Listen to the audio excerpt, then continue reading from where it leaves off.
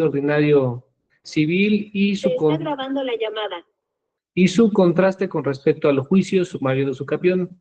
En la última ocasión nos permitimos platicar lo relativo al inicio del juicio ordinario civil. Hacíamos mención de que el juicio ordinario civil se encuentra contemplado en el libro segundo de los artículos 2.107 al artículo 2.143.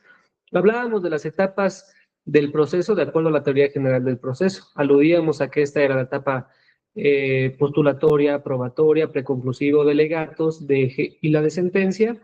Comentábamos que habían algunos autores que referían a que existían etapas previas a la postulatoria, que es donde se encuentran los actos previos a juicio, y también una etapa posterior a la de sentencia, que es la etapa impugnativa y también la etapa ejecutiva. Esto dependerá del autor que ustedes consulten para tal efecto, y bueno, sin embargo, la Suprema Corte de Justicia, en su obra Teoría General del Proceso, alude precisamente a estas cuatro etapas generales del proceso que les he hecho mención.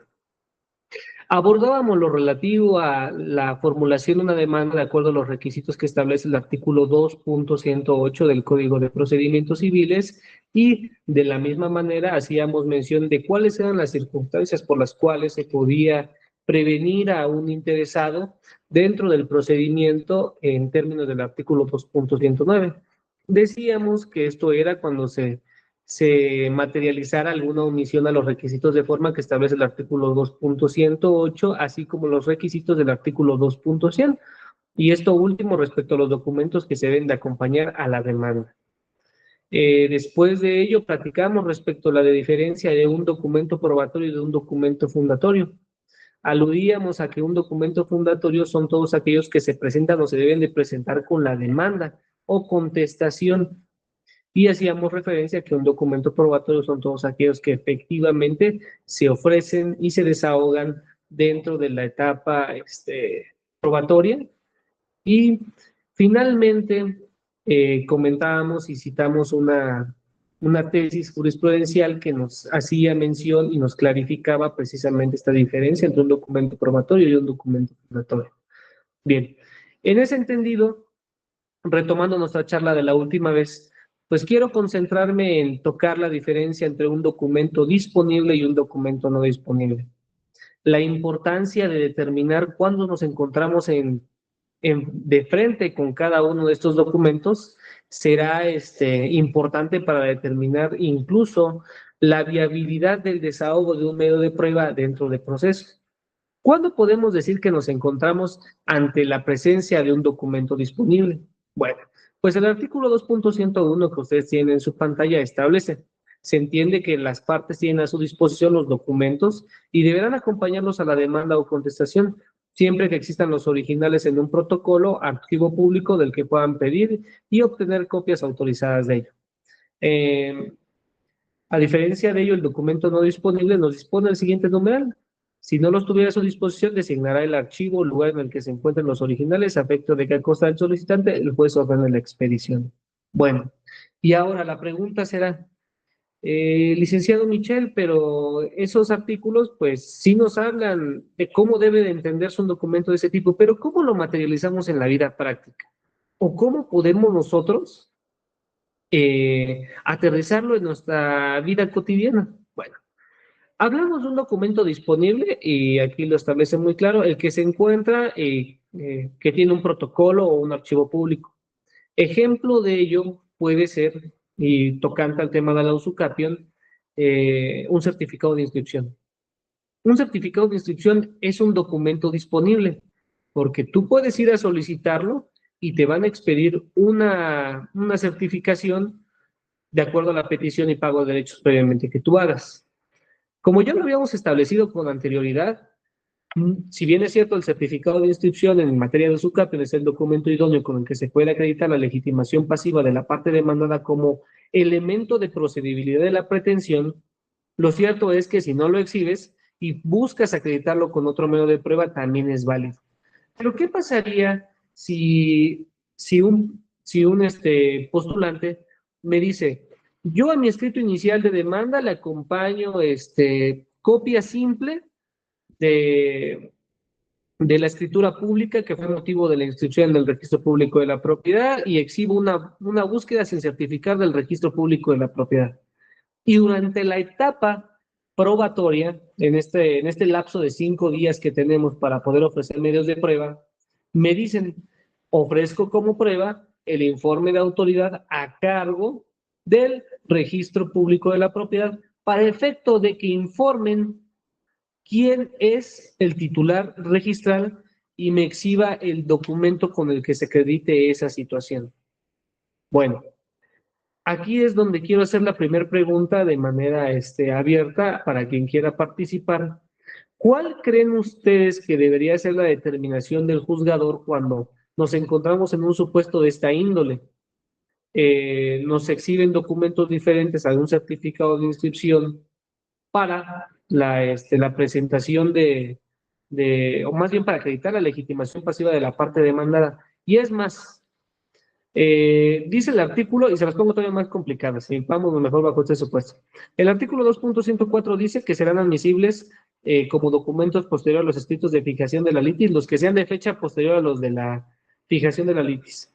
Y bajo ese supuesto vamos a seguirnos. Entonces, si nuestra demanda fue ingresada en el mes de enero del año 2025, se abre la dilación probatoria en el mes de marzo y la fijación de la litis quedó en el mes de febrero, y si en la etapa probatoria me exhiben un certificado de inscripción porque es posterior a los escritos de fijación de la litis, porque nuestra demanda fue en enero, se contestó en febrero y la etapa probatoria es en marzo y nuestro certificado es de marzo.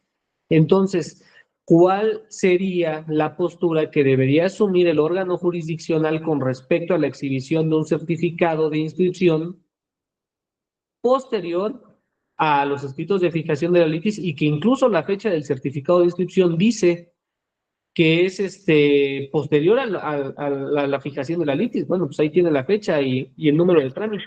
Entonces, los escucho, por favor. ¿Cuál debería ser la postura que debe adoptar el órgano jurisdiccional al respecto? ¿Y por qué? Adelante, compañera. Buenas tardes. Buenas tardes. Buenas tardes. Bueno, creo que podría ser una postura de prueba superveniente, toda vez que nos está señalando que la fecha del certificado es incluso posterior a la litis, ¿no? Así es. Ok. ¿Es toda su respuesta, compañera? Sí, creo yo que ese debería ser el criterio, porque justo, bueno, tomando en consideración las fechas y todo ello, además de que creo que nos debe interesar que toda esta cuestión del objeto de esta litis, pues también debemos tomar nosotros en consideración como postulantes que no debemos quedarnos con el primer certificado exhibido, porque luego nos toca ver que justo hay sentencias que condenan, pero justamente al ir a revisar al IFREM, los datos que se constatan son otros, porque pudieron haber cambiado dentro del proceso. Así es, esa es una realidad. ¿Alguien más que tenga una opinión respecto a la situación que acabamos de plantear? Licenciado Misael, ¿se anda por allá?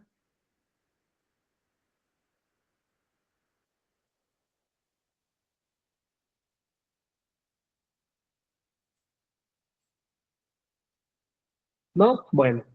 La postura más adecuada, y digo, al final la idea de la compañera no es del todo descabellada porque bien podría entenderse, ¿no? Es un documento que tiene fecha de expedición posterior a los escritos de fijación de la litis. Entonces, pues sobreviene durante la tramitación del procedimiento y podría pensarse que sería un documento apto para poderse admitir y desahogar dentro de la etapa probatoria. Pero bueno, si nos remitimos a la regla de este numeral 2.101, nos dice que solamente será un documento, bueno, se le considera un documento disponible a aquel que se puede solicitar su copia, del que puede uno solicitar su expedición porque se encuentra en un archivo, un protocolo público. De lo que se sigue, que si en todo momento tú te encuentras en condiciones de poder solicitarlo, y no lo exhibes en el momento que corresponde, porque estos numerales hacen referencia a la presentación de la demanda, pues ya no se pueden recibir en otro momento. Aunque tengan fecha posterior a la fijación de la litis, ya se trata de documentos que estuvieron a tu disposición desde que pudiste presentar la demanda. Y como un documento que tú ya tenías a tu disposición, no se te puede aceptar en otro momento porque se violaría la regla del artículo 2.100 que establece que a toda demanda y contestación se deben de acompañar un documento, se deben de acompañar los documentos fundatorios de derecho. En el caso de la usucapión, pues evidentemente el certificado de inscripción es el medio de prueba idóneo y es un documento fundatorio del derecho y en consecuencia la omisión de acompañarlo al escrito inicial de demanda impide que posteriormente sea admitido en la etapa probatoria aun y cuando la fecha de expedición de este corresponda a una fecha posterior a la fijación de la litis, porque es un documento que tú ya tenías, era un documento que tú siempre pudiste solicitar. Lo mismo ocurre con las actas del registro civil, de nacimiento, de defunción, del matrimonio. Todos esos documentos ya se tenían a tu disposición porque siempre los pudiste solicitar. Y si no lo hiciste, la consecuencia es la preclusión de ese derecho en términos del artículo 1.215 y como consecuencia de ello es la imposibilidad de poderlos presentar en otro momento. Y esto atiende precisamente a la circunstancia de equidad procesal. No le voy a conferir mayores facultades procesales o le voy a dar un privilegio mayor a una persona que se encontró en posibilidades de poder solicitarlo desde el momento en el que presentó su demanda para que lo haga en otro momento y subsane tal vez los errores y omisiones de su demanda, ¿no? Entonces, por esa circunstancia es que si hablamos de un documento disponible cuya obligación es presentarlo porque lo tienes a tu disposición, no es jurídicamente posible su admisión en otro momento procesal. A diferencia de un documento no disponible. El documento no disponible también tiene un archivo, tiene un protocolo, tiene un lugar en el que se encuentra. Sin embargo, tú no lo puedes solicitar. Tú no puedes tener a tu alcance el documento que pretendes. ¿Y dónde encontramos un ejemplo muy claro de este tipo de circunstancias? Cuando, por ejemplo, se plantea una nulidad de juicio concluido. Se me ocurre a mí, tengo un bien inmueble inscrito en el registro público de la propiedad, cuando voy a, no sé, por algún certificado, resulta que ahora hay una persona que ya está como propietaria de ese mismo bien inmueble y yo nunca fui oído y vencido en juicio. Y me entero precisamente cuando voy al registro público de la propiedad. Bueno, entonces cuando se plantea la acción de nulidad de juicio concluido por fraudulento, como documento fundatorio del derecho, evidentemente tienen que ser copias certificadas del expediente que se pretende nulificar, porque precisamente conforme a ello se va a juzgar si la conducta asumida por las personas que se encuentran involucradas en ese procedimiento se configuran en fraudulentas y que en todo caso esos actos fraudulentos tienden a generar un beneficio a favor de quienes están, o que de quienes incentivaron el juicio. Entonces, como ustedes no son parte dentro de ese expediente, no pueden solicitar copias. Existe un archivo, existe un protocolo, pero no pueden ustedes solicitar copias porque no son parte. Entonces, ¿qué es lo que se debe de hacer en ese tipo de casos? Como ya lo comenté, el documento disponible tienes que presentarlo porque en todo momento puedes presentarlo. Un documento no disponible y nos encontramos en el supuesto en el que les acabo de referir. Bueno, ¿qué es lo que hay que hacer? Planteo mi demanda y digo, vengo a solicitar la nulidad de juicio concluido por fraudulento respecto del controvertido identificado con el número 735, diagonal 2023, relativo al juicio ordinario civil sobre usucapión promovido por fulano en contra de Perengano. Bueno, y decir dentro del capítulo de los hechos. Y como yo no soy parte de ese expediente, solicito se sirva a girar un oficio al juzgado en donde se encuentra radicado para efecto de que remita copias certificadas de todo ese expediente y documentos a fin de que se encuentre en condiciones el órgano jurisdiccional en el momento dado de conocer y resolver sobre las conductas asumidas y que se tildan de fraudulentas con respecto al procedimiento que se está ventilando o que se ventiló. Entonces, ahí es cuando nos encontramos en presencia de un documento no disponible. Si previnieran, porque evidentemente lo tienen que hacer, se previene para que exhiban esos documentos del expediente del que no se forma parte. Si no los exhibe, la consecuencia es, si no desahogan adecuadamente su prevención, es pues la inadmisión en un caso muy drástico, pero lo correcto es atender de acuerdo a las manifestaciones de las partes, al hecho de que no forma dentro del controvertido como parte formal o material, y permitir de esta forma que el órgano jurisdiccional pida copias certificadas de ese expediente para que se pueda no solamente tener los documentos fundatorios del derecho, sino también para que se tengan constancias de él y se pueda correr traslado a la parte demandada para que se pueda defender. Entonces, ahí nos encontramos en dos ejemplos perfectamente ilustrativos respecto a cuando hablamos de un documento disponible y cuando nos encontramos en presencia de un documento no disponible. Cuando podemos nosotros presentarlo porque está en un archivo, está en algún protocolo y válidamente la información se puede obtener, es un documento disponible.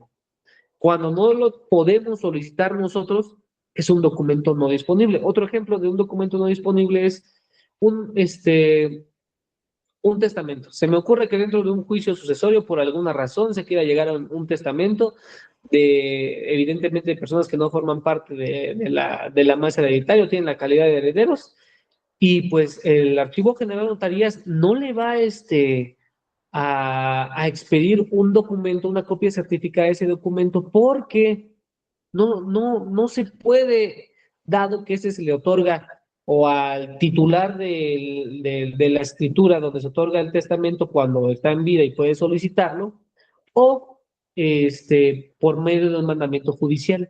Y en este último caso es en el que nos encontramos, solamente por medio de eso se puede solicitar este tipo de documentos. Entonces, pues bueno, aquí tenemos esa parte. Vamos a la siguiente diapositiva, por favor.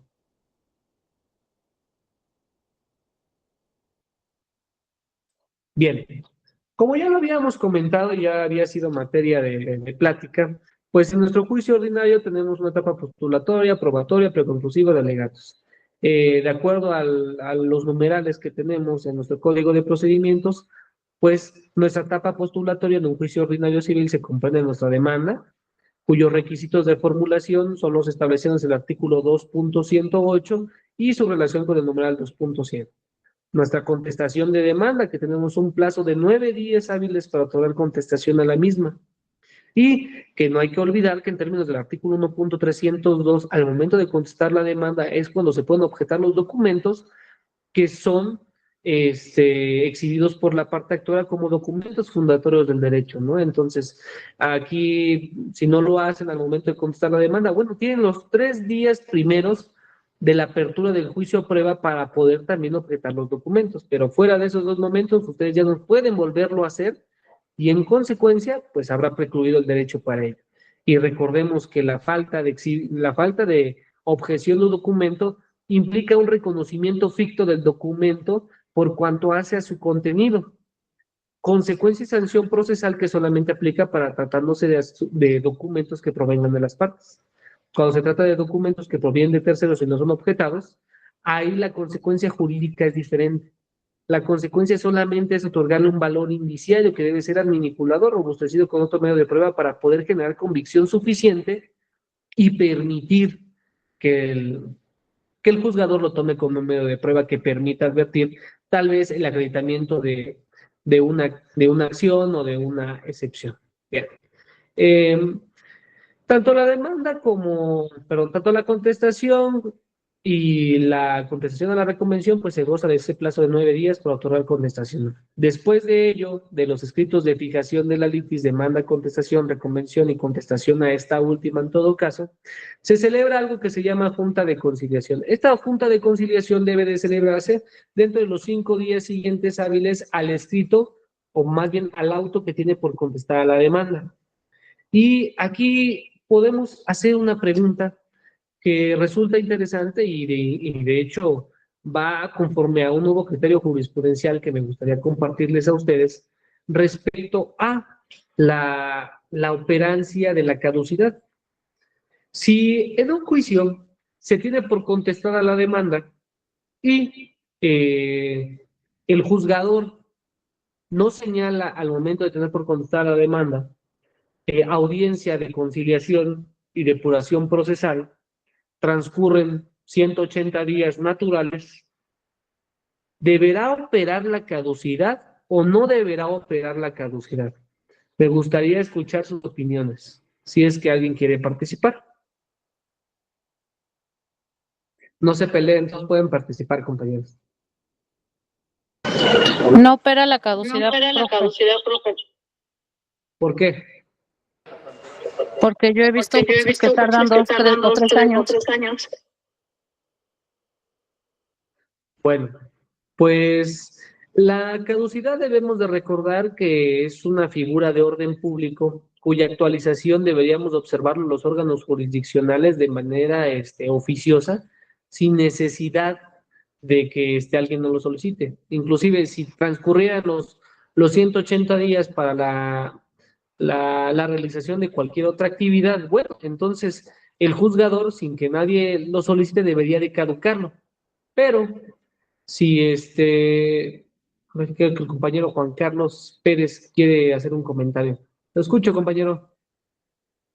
Buenas tardes, licenciado. Compañero. Nada más, Sí, quiero comentar, y tengo entendido que caduca, no se actualiza por lo menos a un año o un archivo a los 3 años. Entendido. Ok. Nuestro código de procedimientos establece que son 180 días naturales los que deben de transcurrir desde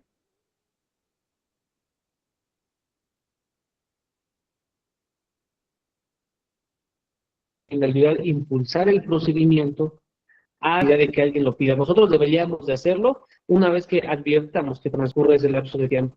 Sin embargo, aquí es donde entra lo interesante. Hay una jurisprudencia de la 11ª época que establece que la figura de la caducidad no va a operar cuando se trate de situaciones que correspondan a un actuar del órgano jurisdiccional, lo que paraliza el procedimiento. Como lo comenté hace un momento, el auto que tiene por contestar a la demanda tiene la suerte de señalar fecha de audiencia de conciliación y depuración procesal. ¿Esto qué significa? Que la carga de señalar la audiencia es del órgano jurisdiccional, porque la ley está diciendo que cuando se tenga por contestar la demanda, el juzgador debe de señalar esa audiencia, no debe de venírmela a pedir nadie. Entonces, si es que transcurren 180 días y alguien viene a solicitar de las partes que opere la caducidad, esta no se puede actualizar, porque depende del actuar del órgano jurisdiccional la paralización del procedimiento. ¿Dónde más lo podemos encontrar también? Pues tal vez cuando se ordena un emplazamiento, igual transcurren los 180 días y no hay ninguna razón de abstención ni de emplazamiento, o sea, no hay nada, solamente se tornaron los autos al actuario, no se realiza la diligencia y alguien viene a querer solicitar la caducidad. Sobre todo se me ocurre en un asunto controvertido en donde hay reconvención, la demanda principal, su litis ya quedó debidamente fijada e identificada y con respecto a la acción reconvencional, pues como la parte actora en lo principal advierte que se ordena, se turnen los autos para emplazar a los demandados reconvencionales, pero no se está haciendo nada al respecto y piensa que porque transcurrieron los 180 días y porque la forma en la que está sucediendo el procedimiento no le conviene, deberá operar la caducidad, pues bueno, esa es una idea equivocada y que viene a cambiar esta nueva jurisprudencia, porque si se trata de actos que son o que deben de ser de actuaciones que correspondan al órgano jurisdiccional, no se puede sancionar a las partes con la operancia de la caducidad porque no estaba en sus manos. Al final del día, nosotros, si bien es cierto, en términos del artículo 1.2, se establece que la jurisdicción civil se ejerce a petición de parte, esto es que mientras ustedes lo soliciten, nosotros le vamos a ir dando a continuar el procedimiento. Lo cierto es que el resto de este mismo numeral dice, pero una vez iniciado el procedimiento le corresponderá al juzgador substanciar aquel, salvo dos cosas importantes, que es lo que platicábamos la última vez, la declaración de confeso, que es uno de los supuestos en los cuales el órgano jurisdiccional no puede actuar de manera oficiosa. Ahí sí debe de actuar la petición de parte, la petición rogada que comentábamos también en la última sesión. Y pues bueno, ¿a qué voy con esto? que solamente para aquellas situaciones en donde un expediente se quede paralizado y no continúe su substanciación con motivo de que la obstrucción deviene de alguna participación del órgano jurisdiccional, no opera la caducidad. En cualquier otro caso, cuando sí corresponde a alguna de las partes, el ejercitar alguna obligación procesal, algún requerimiento, alguna prevención y no lo hacen, que es aquello que está paralizando efectivamente el procedimiento, bueno, entonces ahí sí operará la caducidad. Pero es algo que quiero dejar claro porque al final del día, esto dependerá también de que ustedes puedan defender un procedimiento o no. ¿Qué tal y ustedes están en el lado de la moneda en donde lo que desean es que el procedimiento se siga y su contraparte dice, ¿sabes qué? No, porque a mí no me conviene y quiere que se declare la caducidad, tal vez para regularizar todas las omisiones y cosas que hizo equivocadamente dentro del proceso? Entonces, hay que estar al pendiente con lo novedoso de este tipo de criterios jurisprudenciales y sobre todo su actualización, porque de ello dependerá en buena medida la forma en la que ustedes se puedan defender dentro de un proceso o no. Pero bueno, retomábamos. Entonces decíamos que la audiencia de conciliación se señala dentro de los 5 días siguientes al auto que tiene por contestar a la demanda. Dentro de esta audiencia de conciliación y depuración procesal, se resuelve precisamente sobre excepciones procesales. Y debemos de distinguir aquí dos situaciones, excepciones y defensas.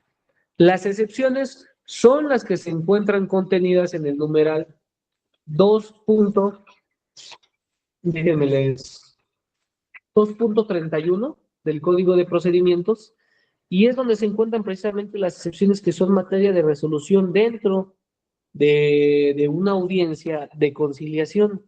Y cada una de estas excepciones tiene sus vertientes muy, muy, muy interesantes. Y no sé, por ejemplo, me voy a detener en alguna de ellas. Nuestro artículo 2.31 dice que son excepciones de carácter procesal, la incompetencia del juez, la litispendencia, la conexidad de la causa y la falta de personalidad o de capacidad del actor. Bien, y voy a tomar de estas excepciones procesales, no sé, se me ocurre la conexidad. La conexidad exige identidad de personas, de bienes, aunque las causas sean distintas. Es decir, no necesita estar todo de manera exacta, a diferencia de la litispendencia, en donde sí todo es idéntico. En la conexidad varía una que otra situación. Se me ocurre, por ejemplo, se plantea un juicio ordinario civil sobre acción reivindicatoria. Y el actor, para acreditar el primero de los elementos de su pretensión, que es la propiedad, exhibe una escritura pública debidamente inscrita en el registro público de la propiedad. Bueno, pues la parte demandada comparece y dice, momento, yo te hago del conocimiento, juzgador, que se está tramitando un juicio de nulidad de escritura pública. ¿Y qué crees? Que la escritura pública que se está tachando de nula es la que está ocupando la parte actora como documento base de su pretensión en este juicio de acción reivindicatoria. Y manifiesta eso dentro de su escrito de contestación, pero irrumpe con el requisito que le establece el numeral 2.34. Le voy a permitir leerlo. Dice, hay conexidad de causa y nos dice el supuesto. Su segundo párrafo establece, al hacer valer la excepción deberán acompañarse las constancias necesarias del juicio, conexo, sin la cual no se admitirá. Y bueno, solamente dicen, existe ese juicio que se encuentra relacionado con este expediente, pero omiten exhibir las copias certificadas. Como requisito imperativo legal de este numeral, pues lo correcto es inadmitir la excepción o declararla improcedente, porque no se está cumpliendo el requisito de la exhibición de las constancias. Pero, ¿ustedes creen que la omisión de exhibición de esas constancias solamente debe de parar perjuicio al excepcionante en ese procedimiento? O sea, si no las exhibiste ya es tu problema y el juicio se va a llevar hasta sus últimas consecuencias, cuando, insisto, el documento base de la acción en una reivindicatoria, pues esa es una escritura pública que el otro controvertido se está solicitando la declaración de su nulidad. Entonces, ¿qué es lo que hay que hacer aquí? Si nos encontramos en un supuesto de esta índole, en un supuesto de esta magnitud, cuando las partes no cumplan con ese requisito de exhibir las copias certificadas del expediente conexo, sí podemos nosotros, con la facultad de dirección del proceso, solicitar que se alleguen esas constancias. Y van a decir, no, pero entonces le está corrigiendo la plana a la parte demandada porque le está compensando la omisión de exhibir los documentos que por imperativo legal le correspondía exhibir a él. Pues esta situación va más allá solamente de una excepción. Esto atiende a la finalidad de evitar la emisión de sentencias contrarias o contradictorias. No podemos nosotros seguir un proceso cuando sabemos que hay un juicio que se encuentra relacionado y que su resolución impactará en nuestro controvertido principal, en el reivindicatorio. Entonces, ¿qué es lo que se debe de hacer aquí? El órgano jurisdiccional debe de ordenar la recabación de esos medios para que pueda en un momento dado encontrarse en condiciones de resolver o en su caso de acumular, porque deben de resolverse en un mismo expediente, en un mismo asunto, porque incluso la situación de planteamiento de la nulidad del título de propiedad de una acción reivindicatoria implica un estudio preferente por parte del juzgador para determinar si en primer término la escritura es válida y si es nula o no, porque declararse nula la acción reconvencional o la acción reivindicatoria quedaría sin el primero de sus elementos y ya no entraría a su estudio. Entonces, si es que nos encontramos en una condición de este tipo y la parte interesada no exhibe las constancias de los documentos con los que se acredita la existencia de un diverso juicio, el juzgador debe de actuar oficiosamente y recabarlas. No cabe ya la visión formalista, la visión rigorista de que si tú no lo haces, yo no lo voy a hacer, porque aquí en materia civil precluye tu derecho, se extinguió, ya no puedes regresarlo, ¿no? Aquí se trata de evitar generar la emisión de sentencias contradictorias, pero además que vulneren los principios de seguridad y certeza jurídica, porque al final de cuentas, al único que se le ve vulnerado es a los justiciables, que por un lado, si no se resuelve en un mismo expediente y no se acumulan, por un lado le pueden decir a uno, ¿sabes qué? La acción es procedente porque tu título es suficiente, y por otro lado van a decir, ¿sabes qué? La acción de nulidad es procedente porque el título no tiene eficacia, porque no se observaron las formalidades necesarias para poder venir a la vida jurídica. Entonces, ahí nos encontraríamos en dos condiciones diferentes, ¿no? ¿A quién le hago caso? ¿Al que me dice que la acción reivindicatoria es procedente porque mi título es perfecto? ¿O a la sentencia en la que me dijeron que ese título, que es el base de la acción en la reivindicatoria, es nulo? Entonces, por ese tipo de circunstancias es por las que el juzgador debe de recabar oficiosamente esos medios de prueba, debe de hacerlo aun y cuando las partes hayan sido negligentes en su exhibición, porque el trasfondo va más allá, no solamente de una actitud procesal, atiende a una circunstancia de fondo. Obviamente de esto también va a depender, por ejemplo, de que si se encuentra entablada la relación jurídico-procesal, porque si no se encuentra entablada una relación jurídico-procesal, no hay razón para que se puedan acumular, porque no está entablada la litis, todavía no se demanda a nadie. Y no se puede obligar a que alguien o un procedimiento se detenga o se acumule cuando no se sabe siquiera si se va a aplazar o no, o si se va a caducar, se va a desistir, o ya no lo va a continuar, ¿no? Entonces son cositas que hay que analizar y pues tenerlo en cuenta, porque al final del día son cosas que se van a prestar no solamente con la vigencia de este código procesal vigente, sino que el mismo Código Nacional nos va a permitir pautas y circunstancias similares a ello, pero dependerá de la conducta que nosotros asumamos para ver si lo planteamos, cómo lo planteamos, pero que además el juzgador nos haga caso. Y si bien es una circunstancia que nos corresponde observar a nosotros, pues bueno, creo que también es adecuado que el postulante, el interesado, pues haga la parte argumentativa, la parte que le corresponde para efecto de justificar un punto, una postura. Pero bueno, Entonces, esa, por ejemplo, es una circunstancia que se puede actualizar con motivo de una excepción procesal de conexidad, aun y cuando ésta no se encuentre procedente, ¿sale? Entonces, si ustedes gustan, en alguna otra clase, a platicar respecto de las excepciones procesales. Porque, por ejemplo, a mí se me ocurre también hablar acerca de la excepción de falta de personalidad. ¿No saben ustedes cuántas personas dentro de sus escritos de contestación a la demanda hablan acerca de falta de personalidad, pero no tienen idea ni siquiera de qué es lo que se trata, ¿no? Entonces, hay una compañerita que estaba alzando la mano, compañerita, la escucho con todo gusto.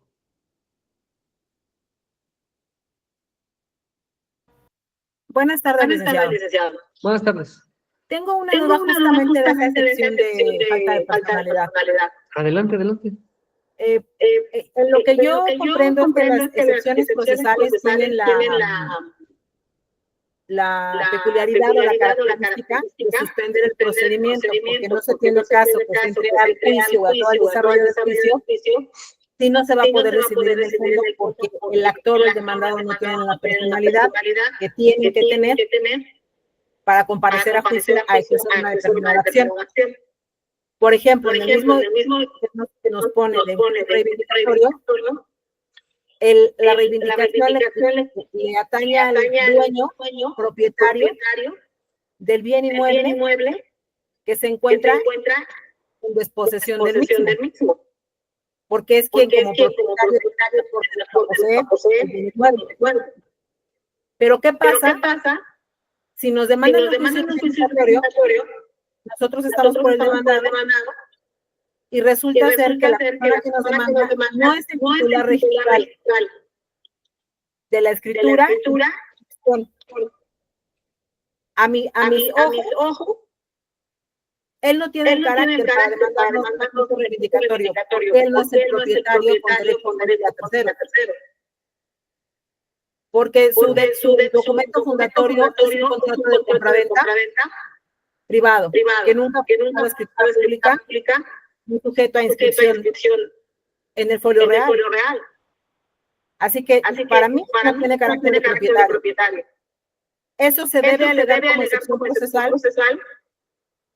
Bien. Pero hay casos, yo he visto un caso, en particular de un compañero mío, donde cuando contesta la demanda, alega la excepción procesal de falta de personalidad, y el juez le dice que no puede entrar al estudio de la excepción porque ya contestó la demanda.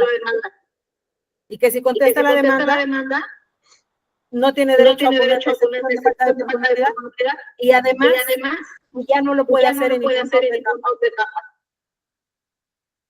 Y no se lo midieron. Qué barbaridad de criterio, pero bueno, esto va a ser, aquí vamos a platicar ahorita un momento, vamos a tener un ratito aquí en la falta de personalidad, les digo, de todos modos, yo creo que podemos hacer una clase especial de excepciones procesales, pero bueno, aquí hay que diferenciar varias cosas, y gracias por la pregunta, compañera. Hay que diferenciar dos cosas, desde lo más básico. Existen excepciones dilatorias y excepciones perentorias. Las excepciones dilatorias son aquellas que solamente dilatan la substanciación del procedimiento, y las dilatorias son los que lo extinguen.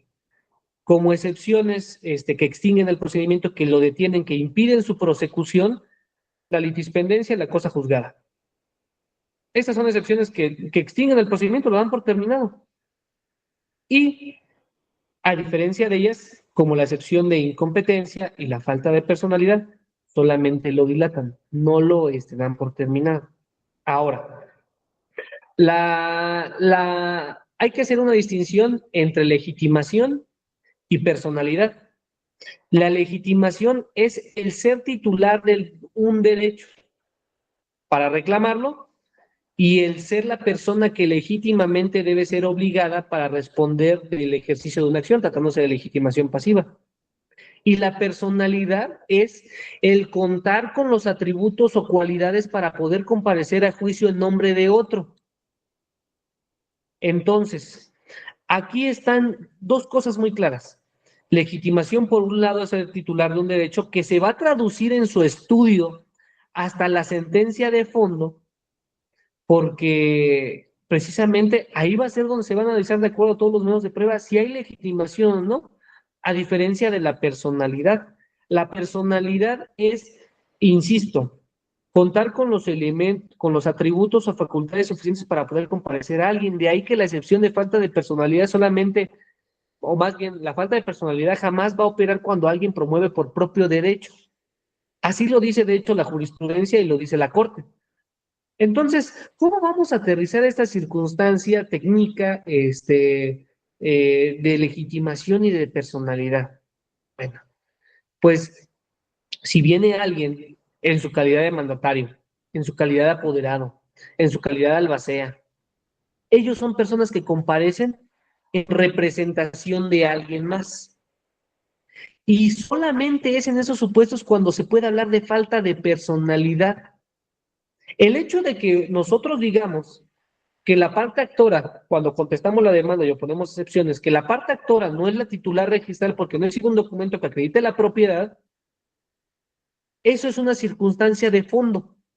Esa es una circunstancia que va a tender a la acreditación de legitimación y del primero de los atributos, perdón, del primero de los elementos de procedibilidad de la pretensión. Pero eso no es personalidad, eso es algo que corresponde al fondo. La personalidad o personería solamente se refiere a cuestiones cuando actúas en representación y nombre de alguien más. Por eso es que se comete este error de manera muy común. Si nosotros decimos, hay falta de personalidad porque él no es el propietario, ojo, esa es una situación de fondo. No es una situación de personería. Por eso solamente la excepción de falta de personalidad opera cuando nos encontramos en supuestos de esta índole, cuando alguien está actuando en representación de alguien más. ¿Y cómo puede ser? No sé, a lo mejor alguien que actúa en su calidad de apoderado legal, como apoderado legal y resulta que el poder ya está vencido cuando entabló la demanda. Entonces, ahí, si es que, porque también tiene sus puntos finos, el hecho de que un poder se haya terminado, y aún puede estar vigente ¿eh? O sea, es otra de las cosas que, perdón que me detenga y haga este paréntesis, incluso cuando un poder se vence, todavía puede seguir vivo y puede ser suficiente para que puedas comparecer a juicio. Pero esto dependerá de ciertas condiciones y atributos. Y es algo bien interesante. Pero bueno, entonces, el poder ya está vencido y no reúne las calidades para que pueda seguir vivo y pueda ser materia de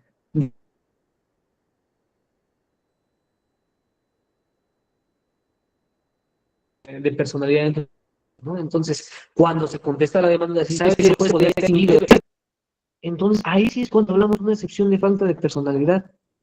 Ahí sí nos encontramos en presencia de ello.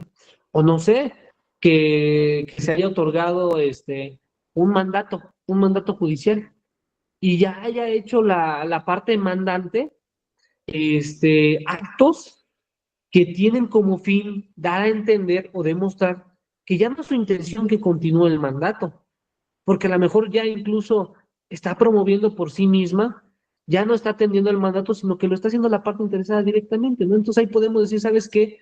Ya no hay personalidad porque el mandato se está dando por terminado.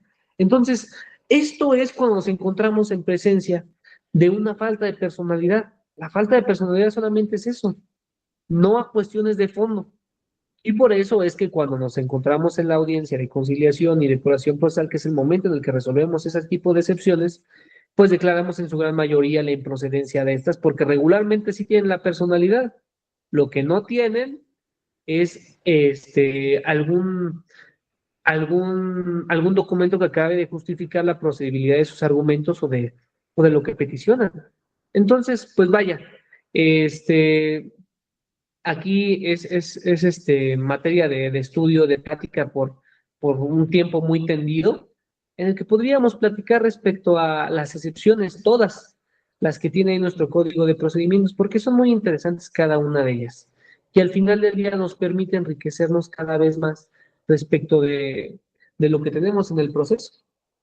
Bien, entonces, tenemos nuestra audiencia conciliatoria, se depura el procedimiento, Y contra las excepciones que se resuelven en audiencia de conciliación, son apelables. Las resoluciones que se emiten respecto de las excepciones son apelables.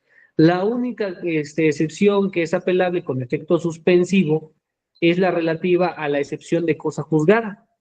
Solamente será mediante la operancia de esta excepción en la que sí se paralizará el procedimiento y será el tribunal de alzada el que resolverá si la cosa juzgada se da o no. Aquí también pues, podemos platicar acerca de la cosa juzgada y la cosa juzgada refleja. Solamente en materia de audiencia, de conciliación, se puede depurar lo relativo a una excepción de cosa juzgada directa, no de una cosa juzgada refleja. La jurisprudencia ha establecido que la cosa juzgada refleja se resuelve en sentencia definitiva, no en la audiencia de conciliación y depuración procesal. Entonces, si alguien viene y dice, al momento de contestar la demanda, ¿sabes qué? Existe cosa juzgada, pero refleja, quiero que me la resuelvas en la audiencia de conciliación. No, momento. Esta solamente se resuelve en la sentencia definitiva y será ahí donde se determinará la procedencia de esa circunstancia.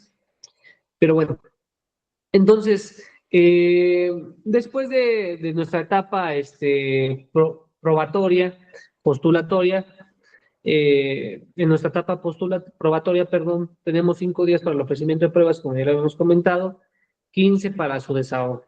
Y después de esto ya entramos a la etapa preconclusiva o etapa de alegatos. Vamos a la siguiente diapositiva, por favor.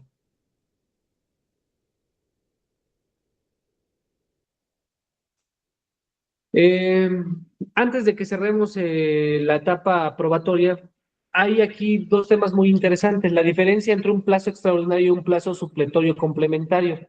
El plazo supletorio complementario es el que la mayoría de todos los postulantes ocupamos, que es el plazo de 5 días adicional para cuando se encuentran imposibilitados para poder rendir un medio de prueba. Pero hay una diferencia con respecto a un plazo extraordinario. El plazo extraordinario es de 30 días y hasta de 60 días. Y es algo que pues la gran mayoría de las personas postulantes no ponen en práctica. Y es bueno saberlo porque pues tiene sus requisitos, tiene sus matices. El artículo 1.159 pues nos establece que cuando hubiera que practicar diligencias o aportarse pruebas fuera del Estado, a petición del interesado, aquí nos encontramos nuevamente en una circunstancia de petición, el interesado se consideran los siguientes plazos extraordinarios. Número 1, de 30 días si el lugar está comprendido dentro del territorio nacional y hasta 60 días cuando está citado en cualquier otra parte. Pero ¿cuáles son los requisitos para que nosotros podamos solicitar la actualización de un plazo extraordinario? Bueno, debe de solicitarse en el momento mismo del ofrecimiento de la prueba, pero además deben de proporcionarse los datos necesarios para la práctica de la diligencia, satisfaciéndose evidentemente los requisitos de cada prueba. ¿Cómo podemos nosotros darle vida a este precepto legal? Y que es muy importante, porque este plazo extraordinario solamente es si ustedes lo solicitan del ofrecimiento de pruebas. Si lo hacen en otro momento, discúlpame, si tu medio de pruebas es desahogado fuera de la etapa probatoria de esos 5 días más, pues ha precluido tu derecho para que lo hagas y la prueba no tiene ningún valor. Porque el Código de Procedimientos establece que las pruebas rendidas fuera del plazo probatorio carecerán de todo tipo de valor probatorio. Entonces, de ahí la importancia de conocer esto. Y un ejemplo muy, muy válido puede ser, yo voy a ofrecer una prueba testimonial y los testigos que voy a ofrecer no me puedo comprometer a presentarlos, porque probablemente el juicio lo llevo aquí en el Estado de México y los testigos radican en Puebla. A estos testigos se les identifica doctrinariamente como testigos hostiles, que tú no puedes presentar. Entonces, ¿qué es lo que yo hago? Como sé que en 15 días no me va a dar la oportunidad de que se admita mi prueba, que turne mi exhorto, que lo mande o que lo lleve yo hasta el Estado de Puebla, que lo reciban, que se admita el exhorto, que se lleve a cabo la diligencia de citación a los testigos para que desahoguen el interrogatorio. Todo eso dentro del plazo de 15 días, bueno, hay que solicitar un plazo extraordinario, perdón, y tener 30 días. No se puede comparar un plazo de 5 días, que es el supletorio complementario, a un plazo extraordinario de 30 días, porque la diferencia es abismal. Sobre todo cuando nos encontramos en presencia de asuntos controvertidos, asuntos de los que va a depender que la parte contraria esté bien a pie de cañón para buscar que se nos deje de recibir algún medio de prueba. Entonces, aquí es donde tiene que entrar esta parte de audacia y de conocer la norma para no arriesgarnos a que podamos perder o que nos hagan perderizo un derecho, porque por la misma naturaleza del desahogo de la prueba no se va a poder desahogar dentro del plazo de los 15 días. Y ese es un ejemplo muy viable de que ocurra y que incluso en el órgano jurisdiccional al que me encuentro adscrito ocurre y se actualiza. Entonces, hay que solicitar ese plazo extraordinario, perdón, y y de ello podemos gozar de mayor tiempo para poder desahogar algún medio de prueba dentro de nuestros procedimientos, ¿no? Vamos a la siguiente lámina, por favor, que ya nada más contiene precisamente qué debe entenderse por un plazo supletorio complementario, y es esta parte que les comento que es la solicitud del interesado y que se goza de un lapso de hasta 5 días para poder desahogar medios de prueba con este plazo de 5 días. Bien, entonces no quería cerrar esta etapa probatoria hasta que se diera esta referencia respecto a la diferencia de un plazo complementario y un plazo extraordinario. ¿Sale? Entonces, vamos a la siguiente lámina, por favor.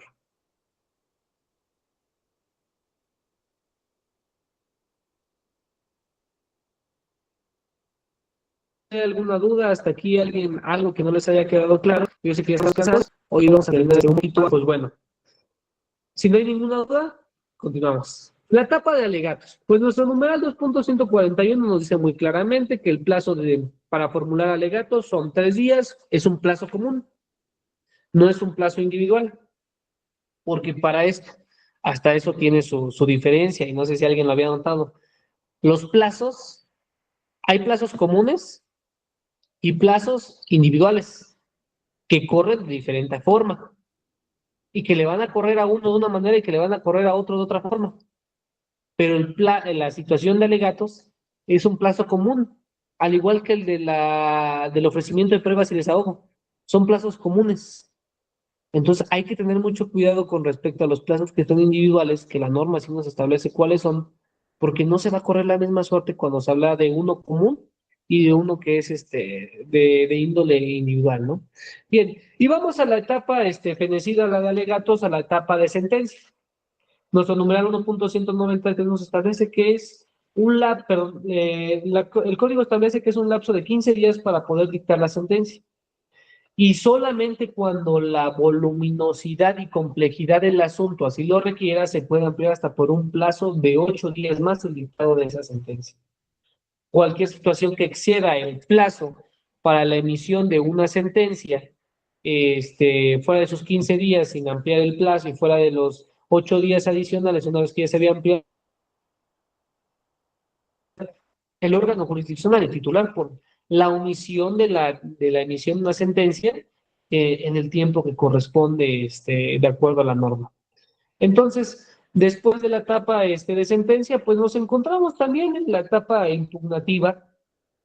Aquí hablamos del recurso de apelación, tratándose de sentencias definitivas, sentencias interlocutorias, con un lapso de 10 días para su presentación del recurso ordinario de apelación, la expresión de agravios, se forma el cuadernito de apelación, se da la vista a la parte contraria con los agravios planteados para que si es su deseo los conteste y señale domicilio para recibir notificaciones en segunda instancia, y posteriormente se remita al Tribunal de Alzada para la substanciación del recurso de apelación, en el que se podrá revocar, modificar o confirmar una resolución.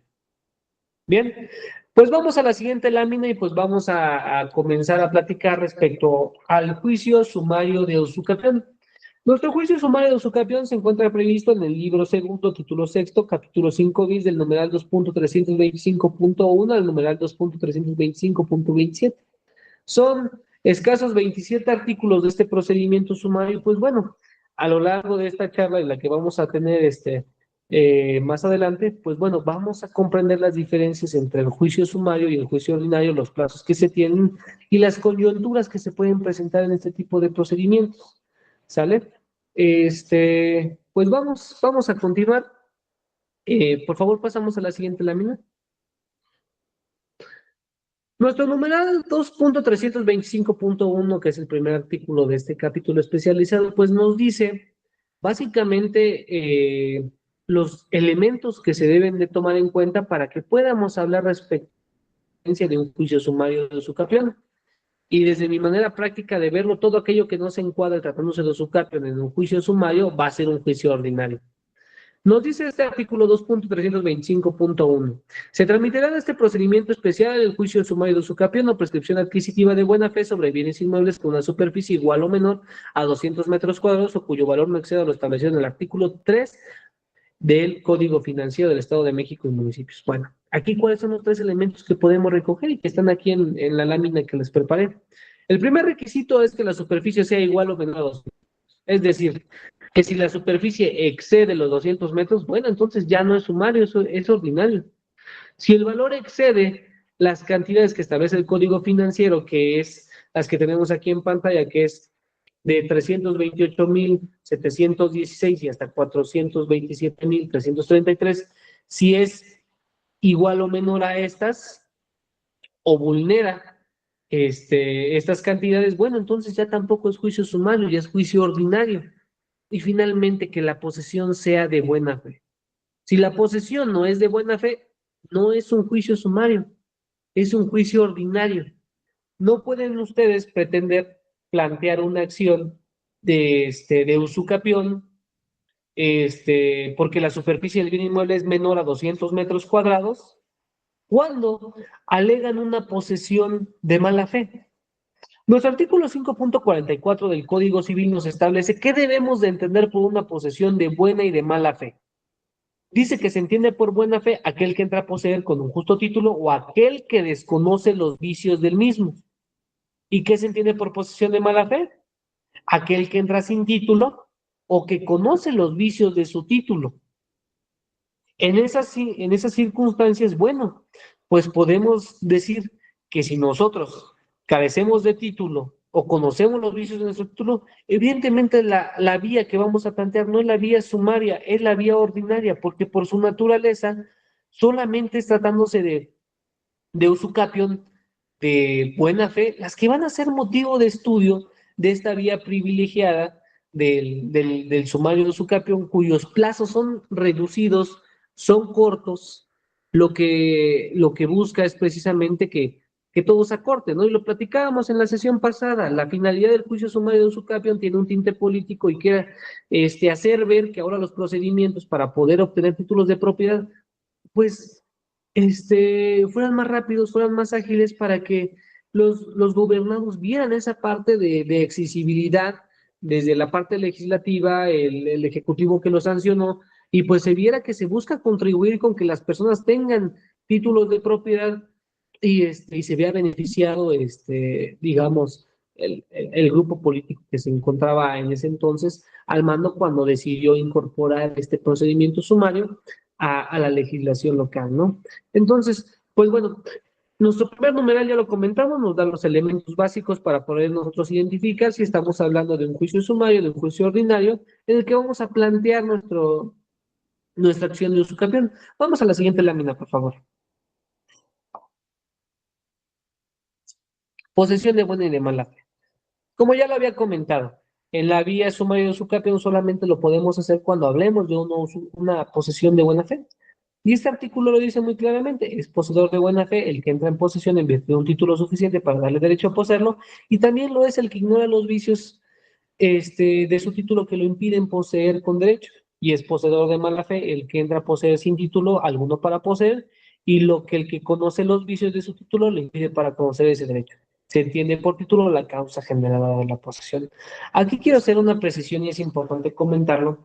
El hecho de que este numeral diga que una posesión de mala fe es o se actualiza cuando no se tiene un justo título, no significa que no se deba de tener ningún documento para poder reclamar la procedibilidad de la pretensión de la usucapión, o que no se debe tener un motivo, más bien. La Corte ya se ha pronunciado en este sentido y ha establecido que cuando se trata de una posesión de mala fe en la que no se tiene un título, no significa que solamente porque sí va a poder la usucapión por el simple hecho de que estás en posesión, que sí es su naturaleza, pero necesitas tener aún así un hecho, motivo o acto por virtud del cual te encuentras en posesión del bien. Una razón jurídicamente válida que permita advertir la necesidad de que se te declare a ti que se ha consumado la usucapión a tu favor, porque la usucapión no busca satisfacer o purgar posesiones ilícitas. Y esto lo comento ¿por qué? Porque puede haber grupos de paracaidistas, puede haber grupos de personas de choque que se introducen en los bienes inmuebles y que piensan que por esa situación la usucapión va a operar a su favor, cuando no es así. Necesita existir una razón, necesita existir un motivo, porque de lo contrario carecemos de ese primer elemento de causa generadora de la posesión. Y esto es lo que viene a ser la jurisprudencia de la 10ª época, que establece que para la acreditación del elemento, más bien para la acreditación de la pretensión de usucapión por cuanto hace la causa generadora de la posesión, ya no solamente basta con la exhibición del documento que constituye esa causa generadora de la posesión. Ahora tienes que acreditar que la persona que te vendió estaba legitimada para poderte vender, que si el contrato fue a título oneroso, bueno, que satisfaciste el costo de ese precio adquirido por medio de la causa generadora de tu posesión. Y si no corresponde la persona que te vendió al titular registral, además debes de acreditar el tracto sucesivo. Y digo que esta jurisprudencia viene precisamente a impactar y a buscar regularizar la figura de la usucapión, que era tan noble, porque se cayó en un abuso, se cayó en un exceso, se buscó mucho los fraudes procesales con motivo de esta figura. Entonces, por eso es que la Corte también toma esta parte como punto de partida y dice, ¿sabes qué? Pues no solamente basta que vengas y me digas que entraste a poseerlo el día 20 de enero del año 1990, ¿no? Sino que debes decirme el por qué. ¿Cuál es tu causa? Que te permita a ti incluso tentar tu concepto de propietario para que sí pueda ser procedente tu pretensión. Entonces, en ese sentido, bueno, no me gustaría que se den esa mala idea o sigan pensándolo así, que la posesión de mala fe es no tengo ningún título y aún así va a proceder mi acción. Bueno, no hay que tener un título, pero sí hay que tener una razón o motivo por la que estás ahí poseyendo. Bueno, vamos a la siguiente lámina, por favor.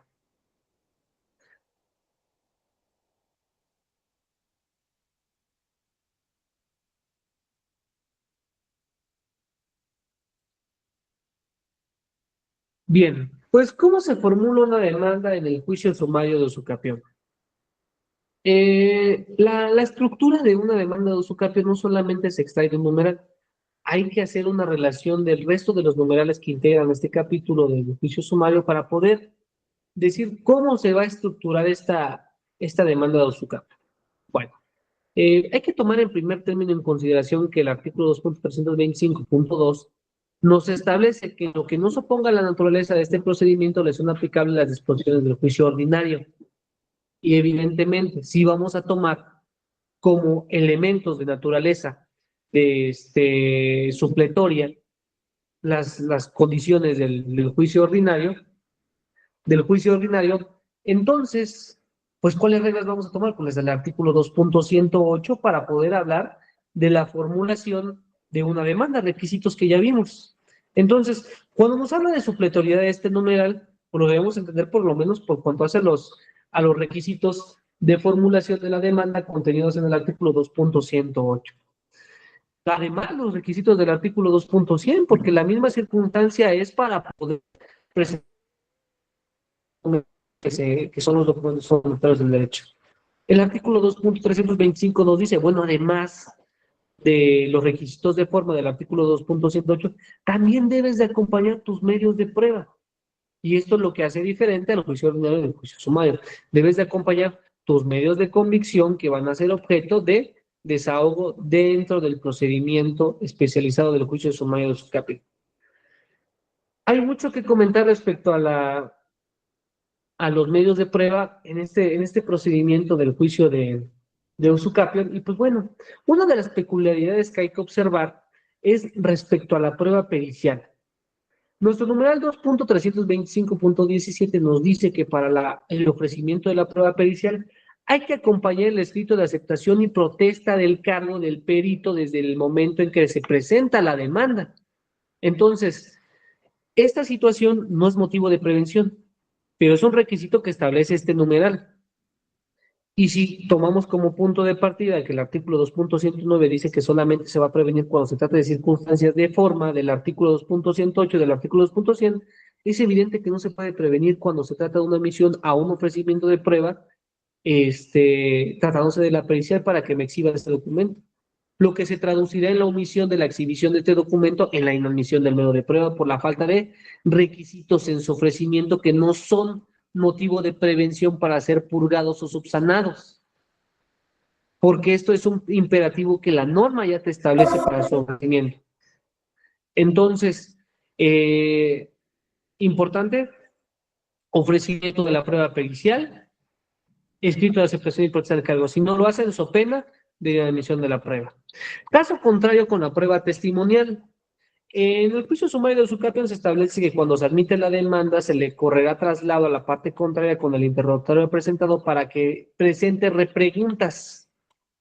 Entonces, si es que se ofrece la prueba testimonial y no se ofrece el interrogatorio, sí se debe de prevenir aquí, porque si bien no es un requisito de forma del artículo 2.108 del artículo 2.5, cierto es que la norma sí está, se va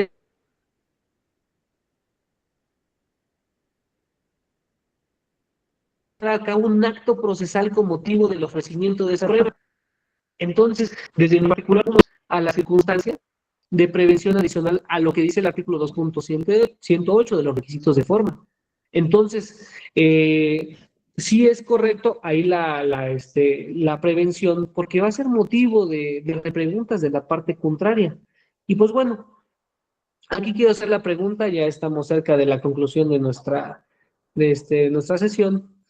¿Ustedes creen que si llevan un juicio sumario de uso capión y les corren traslado con el interrogatorio y están en la audiencia de juicio, creen que puedan formular repreguntas hasta antes de la celebración de la audiencia en términos de este artículo 1.335, que son las reglas generales del juicio ordinario que establecen que las repreguntas podrán presentarse hasta antes de la celebración de la audiencia? Y pues pretenden eso, ¿no? Antes de la audiencia de juicio, formular repreguntas, porque se les corrió traslado cuando se les emplazó con las preguntas presentadas por la parte actora. ¿Ustedes creen que podrían formularse repreguntas hasta antes de la celebración de la audiencia tratándose de un juicio sumario de uso capión? Si alguien quisiera participar, tiene el uso de la voz con toda libertad, adelante y los escucho. Quisiera saber su opinión al respecto. Y si no, pues ningún problema, nos seguimos de filo. Ya estamos cansados, ya lo sé. Pero entonces, no. Esta circunstancia de la presentación de repreguntas hasta antes de la celebración de la audiencia solamente aplica tratándose de juicios ordinarios. Tratándose de juicios sumarios, solamente es dentro del lapso de tiempo posterior a que te emplazan. No puedes formular repreguntas en otro momento. ¿Se reserva si las exhibes? Sí. Se va a reservar la parte de la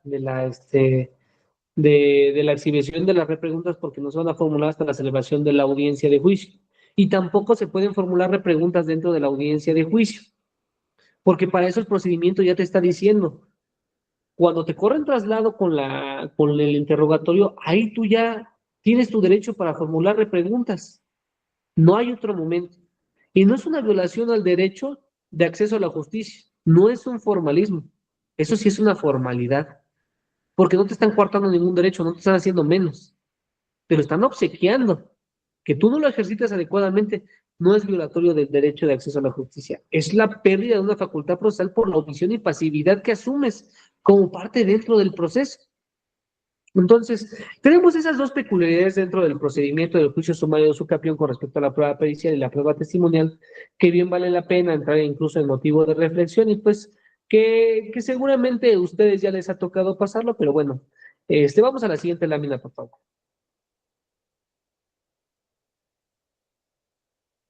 Eh, pues nuestro procedimiento de juicio sumario de usucapión nos advierte que una vez admitida la demanda, se ordenará el emplazamiento de la parte demandada.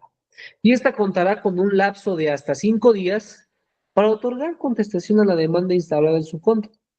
Y si opone reconvención al momento de contestar, aquí ocurre el famoso cambio de vía, por lo que el procedimiento se va a continuar después de que se tiene por contestar la demanda y interpuesta la reconvención, se va a seguir conforme a las reglas del juicio ordinario civil.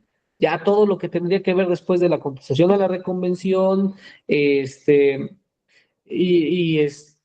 de ello ya iría la audiencia de conciliación y depuración procesal, ofrecimiento de medios de prueba, 5 para ofrecimiento, 15 para su desahogo, alegatos y sentencias.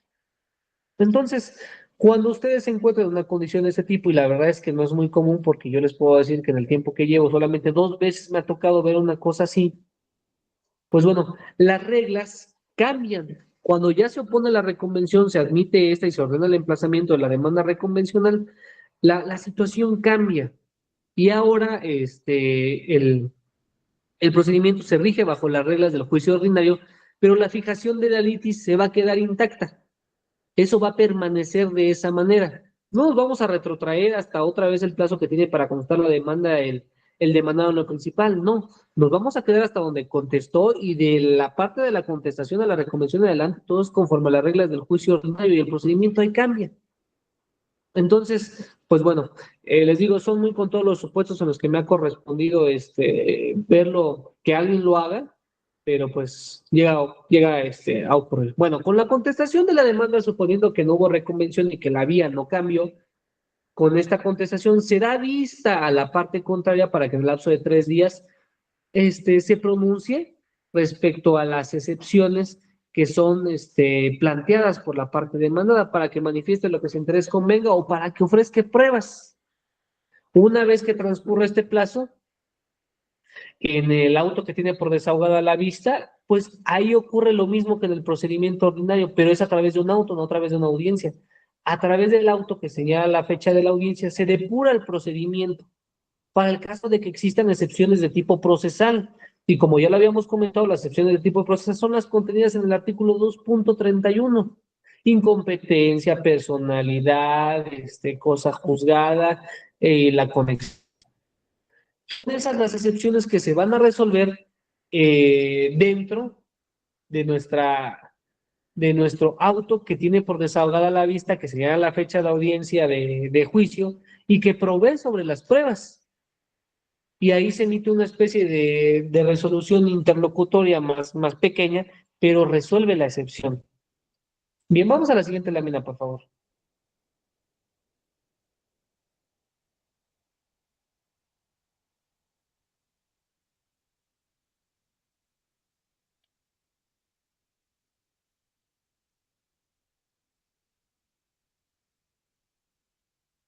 La siguiente.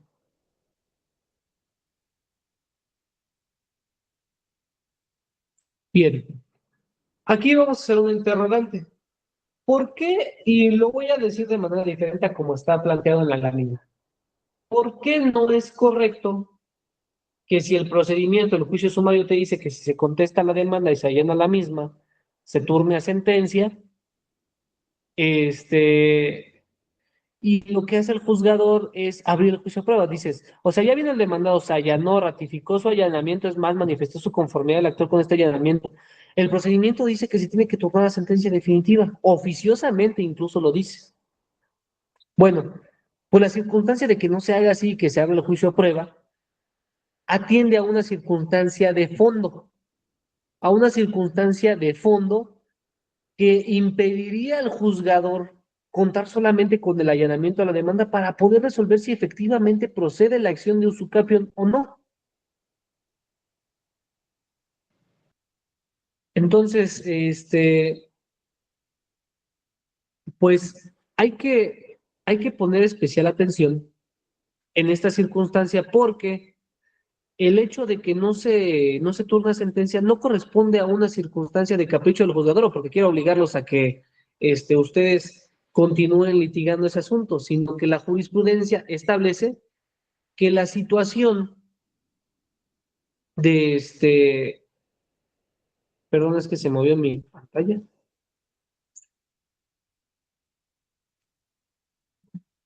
Tantito, un minuto, una falla técnica.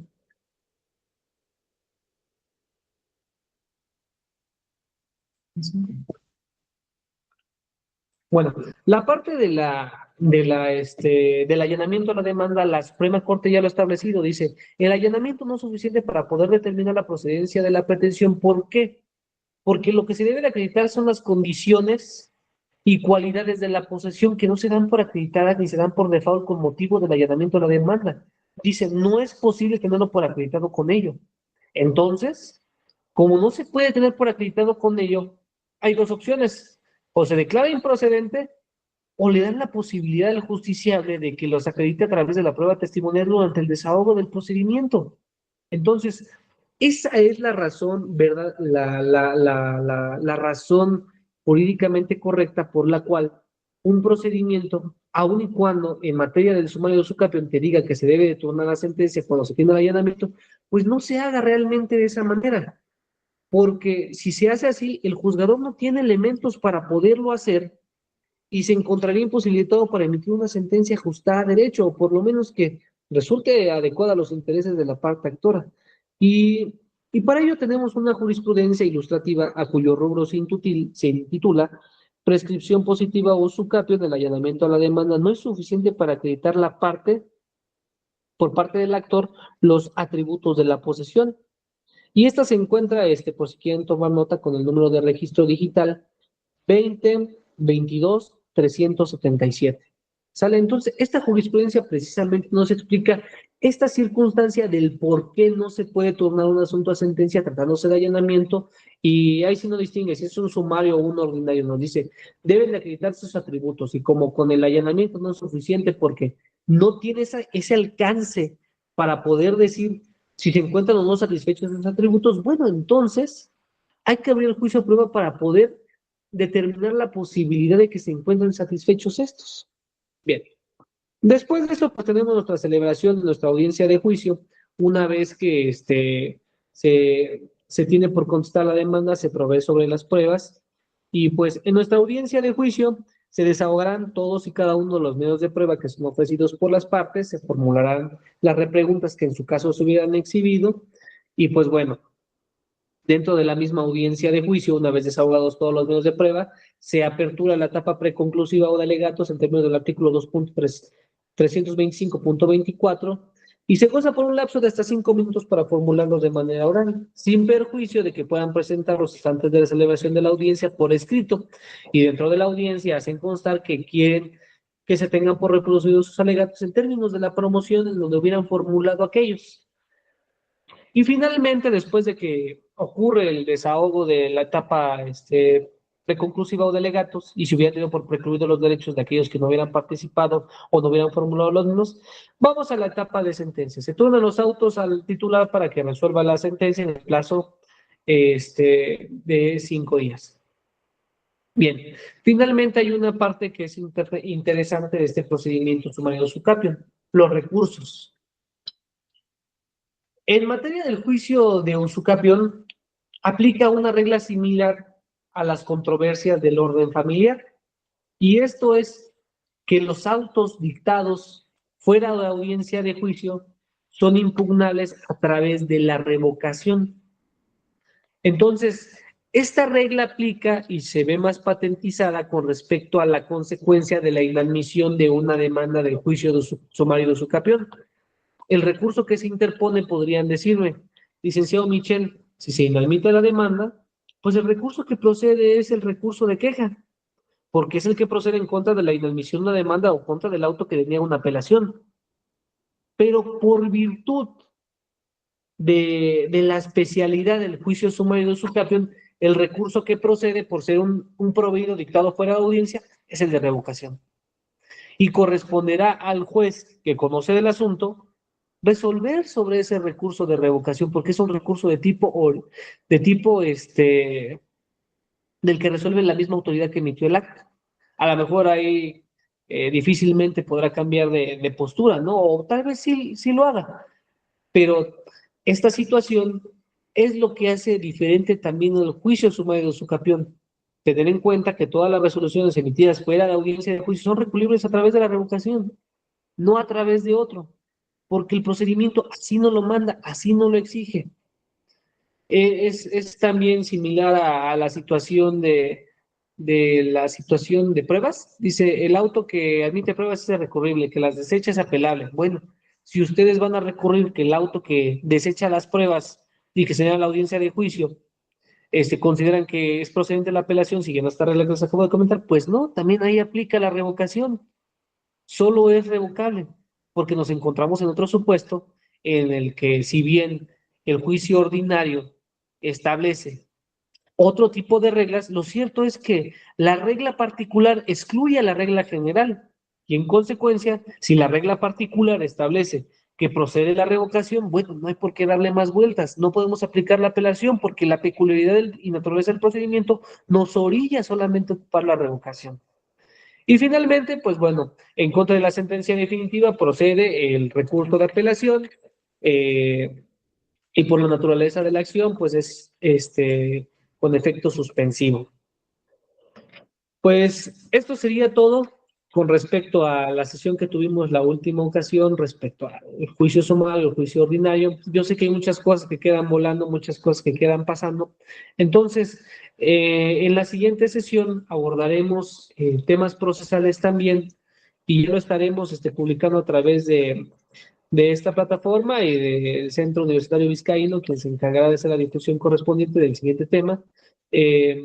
Y yo propondría, además de las excepciones procesales, que son un tema sumamente importante e interesante, como lo comentamos hace un rato con la falta de personalidad, tal vez platicar del juicio de desahucio, que también es un juicio que es especializado, que tiene sus tintes muy en particular y que tiene sus rasgos muy interesantes, que valdría la pena abordarlos en una clase. Entonces, pues bueno, sería si alguien no tiene alguna duda, si alguien no tiene algún comentario, pues sería mi participación hasta aquí, por lo menos por cuanto hace a este día. Y pues para mí ha sido un gusto el poder compartir con ustedes un poquito de estos temas interesantes que si bien van a quedar en desuso con motivo de la implementación del Código Nacional de Procedimientos Civiles y Familiares, lo cierto es que todavía vamos a tener a por lo menos 2 años más. Y todos los procedimientos que se hayan iniciado antes de la entrada en vigor en su totalidad del Código Nacional, todavía las vamos a seguir observando. O inclusive también podríamos platicar acerca del Código Nacional, también para irlo preparando, pero ya corresponderá a quien me invita a estas sesiones para que lo podamos platicar. Pero bueno, entonces reitero, es todo por mi parte, por su servidor. Espero que esto les haya sido de utilidad. Nunca acabamos de aprender, jamás acabamos de conocer todo lo que hay en este mundo del derecho, pero si podemos hacer algo para tratar de conocer un poco más, es lo que marcará la diferencia con respecto al resto de los profesionistas. A lo mejor ahorita nosotros estamos aquí escuchando al licenciado Michel que nada más le habla al aire porque nadie le contesta, ¿verdad? Pero pero este tiempo al final es invertido. Algo bien o mal se llevan. Y eso va a permitir que los que ahorita a lo mejor andan en la fiesta, en la feria del caballo, que por si están ahorita ya en su tiempo, pues no van a saber. Y son herramientas que ustedes van a tener para poder atender un asunto de mejor manera. Y esa es la intención precisamente de este tipo de charlas y de pláticas. Reitero, les agradezco su tiempo, lo que se hayan dedicado y pues bueno, pasen una excelente tarde, descansen, disfruten para los que tienen periodos vacacionales, sus periodos vacacionales y pues bueno, estamos a sus órdenes. Pasen una excelente tarde, fin de semana y hasta pronto. Muchas Gracias. gracias, muchas gracias. Gracias. Gracias.